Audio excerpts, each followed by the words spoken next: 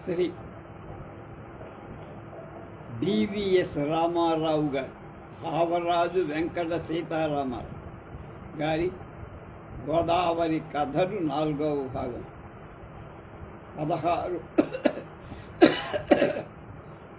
16/9/24. అద్దరి ఇద్దరి అనే కథ. అతడు ఆ మన్యానికి ఫారెస్ట్ రేంజర్. ఆ ప్రాంతమంతా అతనికి కరతలా మలకమే. కానీ ఆ రోజు పరిస్థితి కొండ అవతల తోపులో విధుల వేలాన్ని అజమాయిషీ చేసి ఒంటరిగా తిరిగొస్తుంటే అనుకోకుండా తగిలింది గాలివ. 2 కొండలు దాటితే కానీ పోచమ్మ గండి రాదు.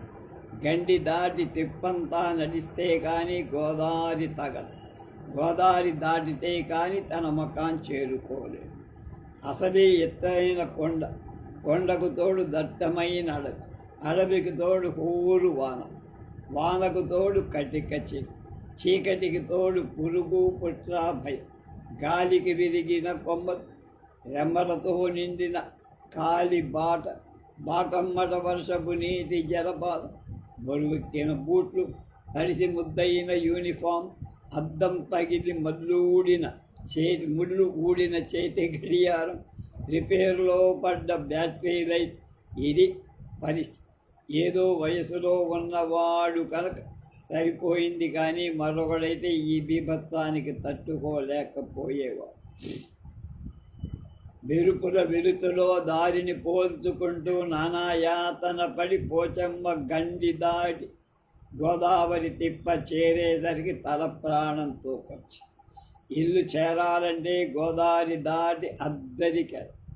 ఈ వర్షానికి వాగులు పొంగి గోదావరికి పోటొస్తుందన్న భయంతో ఇద్దరిని నావలు కనుక నావ దొరకటం అసంభవం.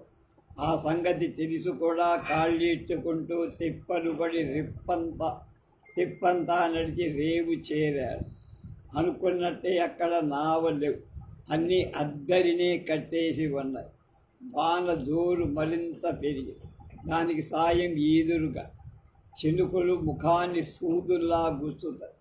మెత్తబడిన దొర టోపీని ముఖానికి అడ్డు పెట్టుగా తడిసిన యూనిఫారం శరీరాన్ని కరెంటు పోవడంతో సరిగా రక్తం ఘనీభవించే పరిస్థితి.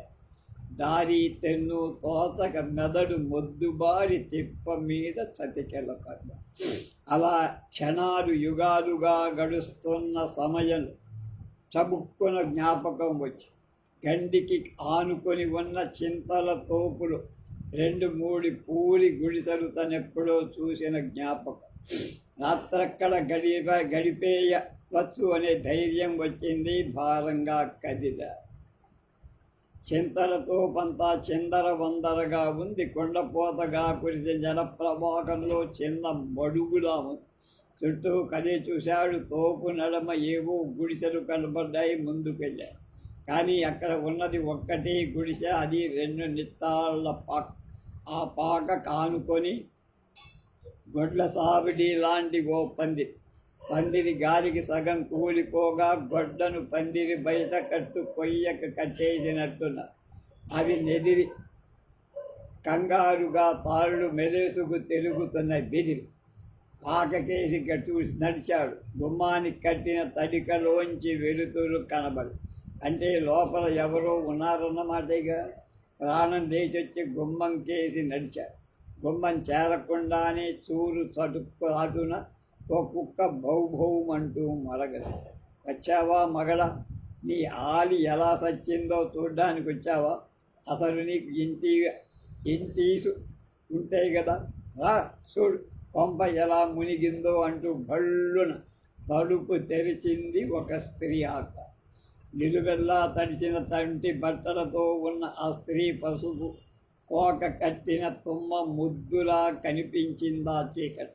తటపటాయిస్తూ నిలబడ్డాడతను. ఎవరారు అన్నారు. అతనేమి ఏం జవాబు చెప్పాడు? కుక్క మురుగులో వినపడదు. ఎదవ కుక్క అనగానే కుక్క నోరు మూసి అతన్ని ఎగాదిగా చూసి ఎవరు బాబు మీరు అంది. ఆమె తడిక చాటుకు తప్పుపై గోదావరి అవతల నా మకాన్. నావ దొరక్క ఇక్కడ చిక్కడ్డ. వర్షంగా ఉంటే అని నీళ్లను గుమ్మం గుండా వీస్తున్న ఈదురుగాలికి గుడ్డి దీపం రెపరెపలాడు ఆడే ప్రమాదం కలి లోనికొస్తారా అంది సందేహం.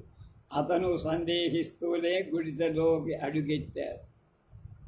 అదొక చిన్న పాక, గట్టి గాలి వేస్తే ఎగిరిపోయేలా. అప్పటికే నడికొప్పు మీద ఆకులు చెదిరి అక్కడక్కడా కురుస్తూ ఆ పంచలో ఒక మూల నెగడేసిన పొయ్యి, ఆ పొయ్యున్న భాగానికి పొగచూరిన దడి అడ్డుగా కొండలు, తప్పేళాలు, పుల్ల పుడక దడివార పేర్చబడి ఉంది. మరో మూల నులక మంచం ఒకటి గోడకు ఆంచబడి ఉంది. ఒక నిత్రాటకి 2 లేగదూడలు కట్టబడి ఉన్నాయి. ముట్టెలకు కట్టిన చిక్కాలను వదులు చేసుకోవటానికి అవి మూతులు నేలకు రాస్తూ శాయశక్తులా ప్రయత్నిస్తారు. మరో నిత్రాటికి ఒక మేక కట్టబడి, దాని ముందు ఓ మూపెడు చింతరెబ్బ పడేసి చింతాకుని ఏకాగ్రతతో మేస్తోంది మేక. మరో మూల కోళ్ల ఊతలు, కోడిపెట్టెల బిలబిలలు, తల్లి కోడి రెక్కల టపటపలు వినపడు. చెట్టు తవుడు బుట్టలతో, గోడెం గోతాలతో గుడిసెంతా కిక్కిరిసి గగ్గోలుగా. అయ్యని అమ్మని ఉద్దేశి ఈడమ్మట వచ్చేశాను, బాగా చూసుకుంటాడు, వీడికి నా ఊసేలేదు బాబు. ఇంత గాలోన ఏమైపోతుందో ఆడకూతురన్న జ్ఞానం కూడా లేదు సన్నాసి. పొయ్యి ముందు కూలబడిన ఆమె స్వాగతం అదేదో లేపుకు వచ్చిన బాపతులా ఉంది. అందుకే ఈ నట్టడివిలో కాపురం పెట్టిందనుకున్నా. అతడు ఆమె మాటల్లో కరుకుదనం చూసి ఆమె వికార స్వభావాన్ని ఇట్టే చూడకుండా ఉత్తప్పుడు మెలేసుకు తొంగుంటాడు, కట్టాలు వచ్చినప్పుడు ఒగ్గేస్తాడు అంటూ సడు. ఓహో, అదే సంగతి. దీనికో విటుడున్నాడన్నమాట. వాడెవడో రాక్షసుడై ఉండాలని ఊహ. ఆ పోషమ్మ తల్లి ఆడికొక్కాలి సొట్ట చేసింది. ఆడి 2 కాళ్ళు తీసేస్తుంటే ఈడే పడుండేవాడు సచ్చినవాడు. ఓహో, అదా సంగతి. ఇదే ఓ కుంటాడిని లేపుకొచ్చిందన్నమాట. విషయం అర్థమై వర్షం హోరు మరీ పెరిగి ఉరుములు పరంపరలు చెవులు గింగెర్లెత్తిస్తారు. వాటిని మించిన ఆ కంచు కంఠపు గొణుగుడు అతన్ని కంపరమెత్తిస్తుంది. కొంపలోకి ఎవడైనా దూరి చెయ్యెత్తుకు సెరిసిన దిక్కులే. కలికాల సోటు బూటు వేసుకున్నోళ్ళే ఆడది కనపడితే సారు అటకాయిస్తున్నారు. నాకు ఇప్పుడేంటి గతి పోషమ్మ తల్లి అంటూ చెర్రున చీడింది ఆమె. పొయ్యిలో మంట మరింత ఎగేసి దీని మాటలకు హద్దు వద్దు లేనట్టుంది. తెగ కూస్తుందని కోపం వచ్చిందట. నా వల్ల నీ మానానికి ఏ హాని కలగదు లేవమ్మా తల్లి అందామనుకుని. అలాంటిదేదో అనే ఉంటాడనుకుందారు. అది కాదు బాబు, పాలిచ్చి రావటానికి పెందాలు సందేయాలని వెళ్ళాడు. అర్ధరేత్రి దాకా ఆడు అద్దరి నూరికే అద్దరే నూరేగితే నేనేమైపోవాలా అంది. పూనిలేవమ్మా, నాకు మళ్ళీ నావ దొరక అద్దరిని చిక్కడ్డాడేమో. నీకేం భయం లేదు, నేనున్నాగా సాయం అన్నాడు చలికి వణుకుతున్న కంఠలు. అదేంటి బాబుగారు ఆడే కూకండిపోయారు అంటూ తడికలోంచి రెవ్వు అంటూ వచ్చి దూడని మేకని తప్పించుకొని మూలనున్న మంచాన్ని వాల్చి ఏడ కూకోండి అంటూ మెరుపులా తడికలోకి మాయమైంది. ఆమె చలాకీతనం చూసి వయసులో ఉన్న పడుచే పాపం అనుకున్నాడు మంచం మీద తడికెలో. బాబు మీరు ఫారెస్టోళ్ళా అని అడిగింది. అడిగి తడికలోంచి ఆమె. అవును, నేను అడవికి రేంజర్ అన్నాడు. వెలగని బ్యాటరీ లైట్ రిపేరు చేసి వెలిగి ఈ కొంపని చూడు బాబు, కాసిన వెదురు పడితే కానీ కాయదు. ఫారెస్టోళ్ళకి భయపడతాడు మా సన్నాసి. 4 వెదురు మొక్కలు ఏరుకోనీరు బాబు అని. ఏరుకోవడం నీ కర్మ, నీ కావాల్సినవి నరుకు. బస్తీ తీసుకెళ్ళి అమ్ముకుంటే నేరం, కానీ ఈ అడవిలో గుడిసేసుకోవడానికి ఎవ్వరూ కాదనరు అన్నారు. పొయ్యి దగ్గర ఏదో పని మీద ఉంది కాబోలు. కాసేపు సణుగుడు ఆగింది. తను వేసుకున్న కోటు నాని చిరాగ్గా ఉంటే విప్పేయాలనిపించింది. పరస్త్రీ పంచనుండగా సబబు కాదనిపించింది. కడుపులో రైళ్లు పరిగెత్తడంతో ఆ రాత్రి ఎలా నడుస్తుందా అని భయపడి కొంగు కొసలో వేడి వేడి సత్తుం చెంబు పట్టుకొని ఈ పాలు తాగండి బాబు, ఒళ్ళు వెచ్చబడుతుంది అంది. ఆమె అందుకు మధ్య అబ్బే వద్దు, ఇన్ని పాలే అన్నాను మొగమాటాన్ని అన్నా. తీసుకోండి బాబు, మాలాంటి పేదవాళ్ళం ఏమి ఇవ్వగలం. మెరుపుల కాంతిలో అతని దృష్టి గ్లాసు పట్టుకున్న ఆమె వేళ్లపై పడి సన్నని పొడిగాటి కొనదేరిన వేళ్ళు ముట్టుకోవాలనిపించేంత అందంగా ముట్టుకుంటూ గ్లాసు అందుకు కొంగు అంచు నడుముకు దోపుకుంటూ 2 అడుగులు వెనక్కేసిందా. అతని చూపు నాజూకైన ఆమె నడుము మీద పడి ఆమె కదిలింది. అరటి తోటలాంటి నున్నటి కాళ్ళు, చక్కని పాదాలు కనపడ్డాయి. ఏది బాబా ఆలోచిస్తున్నారు, తీసుకోండి, మేము పొలం తక్కువ వాళ్ళం కాదు. అబ్బే అదేం లేదంటూ కాస్త పైకి చూసి ఎమిటలో నిండుతనపు బిగువు, దాయలేని వంపు సొంపులు ఇమిడి ఉండటం గమనించాడు మతిపోయినట్టు. మరి కాస్త పైకి చూశాడు. మునివేళ్లతో ముంగురులు పోగేసి మెడసాచి వత్తుగా ఉన్న జుట్టును వేళ్లతో వెనక్కి పొడుగైన కురులను ఒక దులుపు దుపి సెగ ముడేసిందా. చంద్రబింబంలాంటి ఆమె ముఖం, కెంపుల్లా మెరుస్తున్న ఆమె కళ్ళు, తీర్చిదిద్దిన ముక్కు, నిండైన పెదవులు, అందానికి అందమిచ్చిన ఆ తీరు తెన్నులు చూడగానే చిత్తైపోయాడు అతను. ఏది బాబు, వేడిగా ఉందా అంటూ ప్రశ్నకి ఈ లోకంలో పడి పాలు చప్పరించి ఆనందంగా నిట్టూర్చి చలికి గజగజ చిందులు తొక్కుతూ తడికలోకి మాయమైందా. ఆ చిందులు నెమలి నృత్యంలా అనిపించాయి. ఆ పంచనున్నది రంభను తలదన్నిన చల్లభామ అని తెలిసింది. ఘనీభివంచన రక్తం కరిగి ఆవిరిగా మారింది. కోటి ప్రసాగ బాబుగారు, ఆ కోటు ఇలా ఇవ్వండి, పొయ్యి కాడ ఆరేస్తా అంటూ మెరపులా వచ్చి ఆ కోటు అందుకొని పిండి గట్టిగా దులిపి మళ్ళా తడికలోకి ఆమె ప్రతి కదలికలోని కొయ్యలు హంస నడకలా కనపడింది అతడి. ఆమె చురుకుదనానికి ముగ్ధుడయ్య.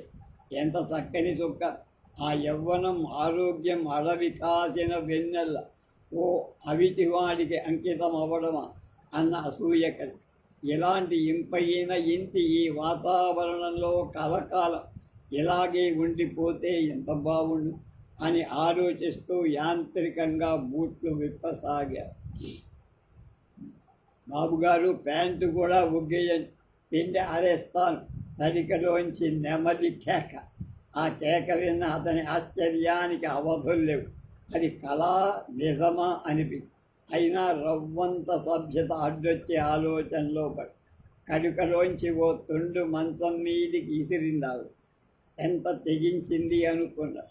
ఆ తుండందుకున్న క్షణం అతనిలో ఆశలు రేకెత్తి మరుపురాని అనుభవం పొందుతున్నట్టు అనుభూతి కలిగి యాంత్రికంగా తుండుగుడ్డ నడుముకు చుట్టి ప్యాంటు దులిపి తనే తడిక మీద పడేసి మంచం మీద వాలాడు. ఆమె తన దగ్గరకు వస్తుంది. ఆమె ఎంతకీ రాల. ఉన్నట్టుండి తడికలోంచి ఏడుపు వినపడి తడిక కేసి నడిచి తడిక మించి ఆమెను చూస్తూ, ఎందుకమ్మా ఏడుస్తావు అని అడిగా. ఆడు నన్నొక్క క్షణం విడిచిపెట్టి ఉండలేదు బాబు. ఆడేమైపోయాడు, ఏం కట్టాలు పడుతున్నాడు అందు గోరుమంది. వాడెవడి గురించో ఆలోచిస్తున్నందుకు చిరాకి, అసలు వాడెవడో చెప్పు అని నిలేశ. బాలకృష్ణయ్యని అద్దరిని పాలోస్తా. ఆడే బాబు నా మొగుడు సందేళనంగా వెళ్ళాడను. బాలకృష్ణయ్య ఎరగానే బోడిగుండు, గుండు మీద నిటారుగా నిరచిన పిలక, ముఖం కప్పేస్తూ పంగనామాలు, మెల్లో గవ్వలు చుట్టిన నల్లతాడు, చెవిలో గన్నేరు పువ్వు, ముక్కుకి ఇత్తడి చుట్టూ, చేతికి సత్తు కంకణం, కాలికి తీగ వంకి ఎముకల గూడు లాంటి శరీరం, దానికి సాయం సట్టనక ఇట్టే ఊహించి ఈ పోతినాయాలా ఇలాంటి చక్కని చుక్క అని మనసులో కోప్పడి తనంత అందగాడు కానుగా ఆమెను కనకరించి జీవితంలో ఏమి కోల్పోయిందో దాని రుచి చూపించబోతున్నానన్న ధైర్యం వచ్చి చొరవ తీసుకు అధికలోకి వెళ్ళి ఆమె దగ్గరికి పిచ్చి పిల్ల ఎందుకలా ఏడుస్తావులే ఇలారా అంటూ భుజాలు పట్టుకొని లేవదీశాడు. దాంతో ఆమె ఏడుపు మరింత రిచ్చు. నన్ను మా నాన్న ఉగ్గేయిబాబు, నా మా నాన్న ఉగ్గేయిబాబు అంటూ చేదరించుకొని అతన్ని నెట్టి తడికి అవతలకి విసురుగా వెళ్ళి అతను అలాగే నిలబడిపోయాడు. ఆడ గొడవేంటో అర్థం. సూరు మొన్న గుడ్డెల మూట తీసి అతను రాకుండా మాట హడావిడిగా చీరమ జాకెట్టు బిగిస్తుంటే పిన్నీసు గుచ్చుకొని కామోసు పళ్ళు బిగించి మనసులోనే రెవ్వుమని నెప్పిగా ఉంటే చూపుడు వేలు దిడిపి ఎక్కడి నుంచి ఊడిపడ్డాడు.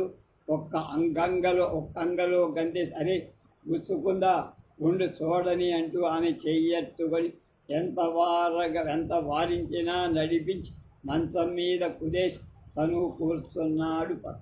ఏది చూడని వేలు అంటూ ఆమె చేతిని తన ఒళ్ళోకి తీసుకొని బ్యాటరీతో వెతికాడు. వేలు మీద నిజంగా ఒక రక్తం బొట్టు ఊరింది.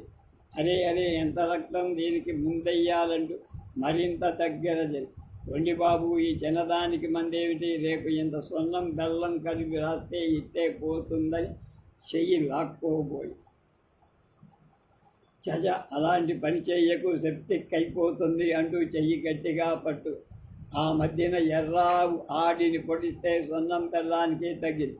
కాకపోతే కాస్త సొట్టపోయి కారు కాస్త సొట్టపోయి ఇప్పుడు అసలు నొప్పే లేదానికి. అంది కాస్త దూరంగా జరిగి చెయ్యి లాక్కొనే ప్రయత్నం.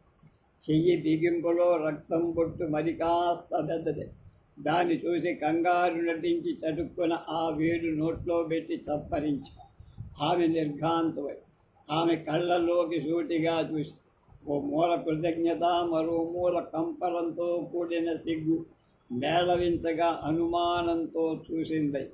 నోట్లో వేలు తీసి ఆమె దగ్గరికి జరిగా బలంగా చెయ్యి విదిలించుకొని లేచి నిలబడి ఇక్కడ కూర్చో, ఎందుకు పారిపోతావు, నేనేం చెయ్యనంటూ దేయింతందుకో. అతని వాలకం పూర్తిగా అర్థమయ్యిందా. మరీ రెచ్చిపోతాడని భయపడి మంచం చివరమి కోడు మీద కూర్చొని కాసేపు ఇద్దరి మధ్య మౌనం. చూడమ్మాయి, నీ పేరేమిటో నాకు తెలియదంటూ ఏదో చెప్పవు. నా పేరుతో నీకేం పనండి, కిస్తయ్య పెళ్ళానిదే. కిస్తయ్య పేరు విధిగానే ఉండి మండి చూడు, ఇలాంటిది నాకెప్పుడు కలగల. ఇలా అడవిలో ఒంటరిగా ఓ అడవి మల్లె మత్తెక్కిస్తూ ఉంటే అనబడి తప్పు బాబు. మీరు పెద్దోళ్ళు, చదువుకున్నోళ్ళు, మీకు అలాంటి బుద్ధి పుట్టవు. పిచ్చిపిల్ల, ఇలాంటి సమయంలో మనం మడికట్టు కూరుకున్న తెలిసిన వాళ్ళెవరూ నమ్మరు. ఎందుకో తెలుసా, ఊరిదండి మనం నీతిగా ఉంటే అనుకున్నోళ్ళు వాళ్ళ పాపాన ఆళ్ళైపోతారు. నువ్వే అన్నావుగా, అయ్యని నమ్మని వదిలేసి వాడెవరితోనూ లేచొచ్చానని. అలా చేయటం నీత? పెళ్లి కాకుండా ఇలా సంసారం చేయటాన్ని ఏమంటారో తెలుసా, మనసులు కలవాలి కానీ మనువో లెక్క కాదు బాబు. అయినా మేము పోసమ్మ సాక్షిగా పెళ్లి చేసుకున్నాం. బతికినన్నాళ్ళు విడిచిపోమని ఒట్టేసుకున్నాం. ఈ రాత్రికి నా కోరిక తీర్చినంత మాత్రాన వాడితో విడిపోయినట్ట మనస్సాక్షికమంటూ ఒకటి ఉంటుంది బాబు. కట్టుకున్నోడికే కట్టుబడి ఉండమని చెప్తోంది నామ. నేను ఆడికి అన్యాయం చెయ్యినా నాకు పెళ్ళయింది. ఈ రాత్రికి నీతో ఉన్నంత మాత్రాన నా భార్యకు అన్యాయం చేస్తానా? ఈ 4 గోడల మధ్య జరిగిన విషయం మరుక్షణం మర్చిపోదు. తర్వాత మామూలే, రా ఇలా రా, ఎవరు చూసొచ్చారని చెయ్యందుకు. ఎవరు చూడకపోయినా మా పోషమ్మ తల్లి చూస్తుంది బాబు. ఆ పోచమ్మ తల్లి ఈ గాలి వాన ఏకాంతం ఏర్పాటు చేసి నాలాంటి వాణ్ణి నీకోసం పంపించిందని ఎందుకు అనుకోను? అలా అనుకోకూడదు బాబు. ఆ మాయదారి తుఫాన్లో హడిని సచ్చేదానికి దేవుళ్ళాంటి మిమ్మల్ని ఆ పోసమ్మ తల్లి తోడు పంపిందనుకుంటుంది. అందుకే మా ఇంటికి వచ్చిన పెద్ద మనిషిగా మీకు గౌరవం ఇచ్చి మర్యాద చేసి అది అవరకరాని కొయ్యో బడుద్దాయి అర్థం కాలవని. చూడమాయి, నీ అంచనాలన్నీ తప్పు. నేను నీ నమాంతంగా బలత్కరిస్తా. నాకు లొంగక ఏం చేస్తావంటూ కాస్త ముందుకు మీ భార్య గారిని అంటే మీ ఆడంగులు ఎవడైనా ఇలాగ చేస్తే మీ ఆ అమ్మ ఏం చేస్తుందో అదే చేస్తా అంది. అతని కేసు కటువుగా సూటిగా చెల్లున చెంపకాయ కొట్టినంత వీధికి దూకి దారుణంగా చెరచాలన్నంత కోపం వచ్చి, కానీ దాని పర్యవసానం ఊహించనంతటి అవివేకి కాదు. దాంతో కుదేలై ఓపిక పట్టి నిట్టూసి ఒక్క లెక్క అన్నట్టు మౌనంగా తన చేతి గోళ్ళు చూసుకుంటూ కూర్చుందా. నువ్వంటే నాకు జాలేస్తోందన్నాడు ఆమె ధీమాకి ఉడికి ప్రశ్నార్థకంగా చూసి. నువ్విచ్చిన చనువు నాలుగు ఏదో ఆశలు రేకెత్తించాయి. నాకు పుట్టకూడని బుద్ధి పుట్టిందని, నాకు బాగా బుద్ధి చెప్పావని నువ్వనుకుంటున్నావు. బాబుగారు, అంతంత పెద్ద మాటలు అనకండి. మేము ఏమీ లేని పేదోళ్ళ. అదే నా బెంగ. నీ గుడిసె కోసం 4 రాటలు మోపెడు బొంగులు కావాలి. అందుకోసం రేపు నువ్వు నా కాళ్ళట్టుకుంటావు. నాకు జరిగిన అవమానానికి నీకో చీపురు పుల్ల అయినా దొరక. ఆమె ముఖం మీద చిరు చెమటలు వెలిశాయి. ఈ అడవంతా నాది. నన్ను కాదని ఇక్కడ బ్రతకటం కష్టం. నాతో విరోధం పెట్టుకున్న నీవేమైపోతావన్నదే నా బెంగ అంటూ బెదిరిస్తూ జాలి పడుతున్నట్టు ఆమె నిర్ఘాంతం. ఈ చుట్టుపక్కల గూడాల్లో ఉన్న కొండాళ్ళందరికీ నేనంతంటే చింతతోపు మీద ఓ కన్నెయ్యండ్రా అంటే రీపాటికి నీ సొట్టోడి తీక్కి నీ ఓ తాడు బిగించి చింత చెట్టుకు వేలాడదీస్తా. దాంతో ఊరుకోకుండా విప్పసారా పూటుగా పట్టేసి నిన్నే అఘాయిత్యం చేస్తారని నా బాధ అంటూ ఆమెకేసి మరింత జాలిగా చూశారు. ఆమె పెదవులు వణికాయి. అవి అతన్ని ఆకర్షించి, బాబుగారు, ఈ దిక్కులేనోళ్ల మీద మీ అని ఏదో అనబోతున్న ఆమె నోటి అతని పెదవులు అడ్డుపడ్డాయి. ఆమె మూలుగుతూ అతని బంధాల్లోంచి విడిపించుకోవటం శాయశక్తులా పెనుగాడసాగి అతను తన బలాన్ని ప్రయోగించి అదే సమయంలో భీకర శబ్దంలో చింతతో అవతల పిడుగుపడ్డం. క్షణంలో కొన్ని వేల పక్షులు ఎగిరి భయంకరంగా కోయడం, గుడ్లు బెదిరి గావు కేకల్లా అరవడం, కట్టు తెంచుకు గెంతేస్తున్న లేగదూడల అర్థనాదాల అంబాలు, ఆడలి పడిపోకుండా గడిగుండా పారిపోవడానికి ప్రయత్నిస్తున్న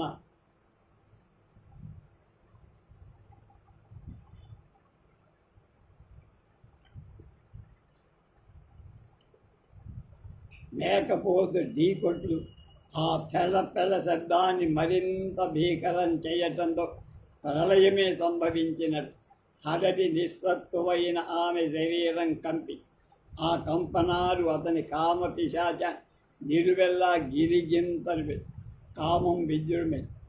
ఉప్పు కడ్డీ లాంటి ఆమె శరీరం దూది పింజలా వాన వెలిసింది. ఊతలో తల్లి కోడి ఇరుగెత్తి కోసి సమురైపోయిన దీపం కొడిగట్టారిపోయి ఇంకా తడారని డ్రెస్సు వేసుకొని గుమ్మం కేసి నడిచాడు. ఆగు అంది.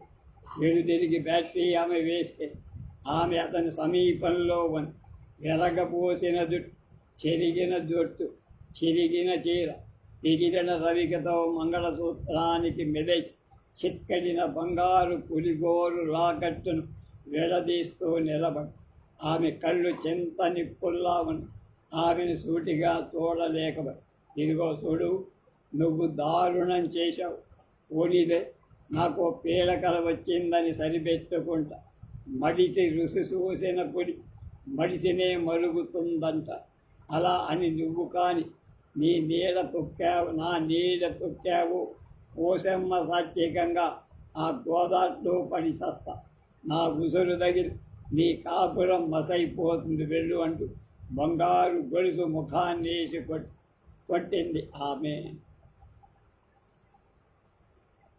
అప్పటికే బాగా తెల్లారిపోయింది. గేటు తీసి తన ఇంటి ముందున్న పూల తోటకి అడుగుపెట్టాడు. రేఖలు రాలిన పూలతో, కాడలు విరిగిన చిగుళ్లతో అందమైన మొక్కలన్నీ వాలిపోయి అడుగులో అడుగేసుకుంటూ ఇంటి వైపు నడిచాడు. గుమ్మం దగ్గర వరండాలు ఎవరో కూతున్నట్టు. ఎవరా అని పరకాయం చూశారు. ఎవరో అతను తెలియని వ్యక్తి. గుండ్రని ముఖం, గెరదారు జుట్టు, విశాల శైతి, కండలు తిరిగిన శరీరం, బంగారు ఛాయ్. ఎవరో ఆజానుభావం. సమీపించి ఎవరు నువ్వు మంది అద్దరి లేని మంది గొల్లకిత్తయ్య అంటారు అన్నాడు కావిడి బద్ద తీసుకుంటూ ఆ వ్యక్తి. గొల్లకిస్తయ్య పేరు వినగానే అదిరిబడి గొటకేశ. ఆ మాటలోని ఆ టీవీ వెనక ధీమా, ఆ ధీమా వెనక ఆత్మవిశ్వాసం చూసి నీరు కాదు. అతని ముఖం కేసి చూశాడు. ఆ ముఖంలోని తేజస్సు అతని నిలువెల్లా దహించింది. వణుకుతున్న కంఠంతో, నీకిక్కడేం పని, వెళ్ళు వెళ్ళు అన్నాడు అతి కష్టం మీద. మనకిక్కడేం పని, ఎవరి కోసమే కాసుకున్నా. లోనికి వెళ్ళి చూడండి, అర్థమవుతుందని ఆవరించి బద్ధంగా కావిడి బద్ద భుజాన్ని వేసుకొని ఏదో కీడు శంకిస్తూ గడపలోకి అడుగు పెట్టాడు. ఇల్లంతా ప్రళయం విడిచినట్టుంది. డైనింగ్ టేబుల్ మీద కప్పులు ప్లేట్లు చల్లా చెదరై ఉన్నాయి. తన కోసం సద్యర్ క్యారీ నేలపాలి. ఇంట్లో సామగ్రి సమస్తం తిరగబడి చిందర వందర నేలమట్టు కొయ్యబారి. విరపోసిన జుట్టు, చెరిగిన చీర, పిగిలిన రవికతో బోరున ఏడుస్తూ ఎదురుపడి భుజంపై వారి గట్టిగా వాటేసుకుందిగా. ఏమండి చూడండి ఎంత ఘోరం జరిగిపోయిందో, నన్ను ఒంటరిగా విడిచి వెళ్ళొద్దని ఎన్నిసార్లు చెప్పాను అంటూ గొల్లు మంది ఆ విషయం అర్థమైంది. ఆమెను విడిపించుకొని రాస్కెల్ ఎంత పని చేశాడు అంటూ పళ్ళు పటపట కొరుకుతూ జాయర్లో రివాల్వర్ తీసి గుళ్ళు బిగిస్తూ, మొన్న మీరు డిన్నర్కి పిలిచిన ఆ దున్నపోతు ఆఫీసర్ తప్ప తాగి ఇంట్లో జ్వరబడి నన్ను నానా హింసలు పెట్టబోయాడండి.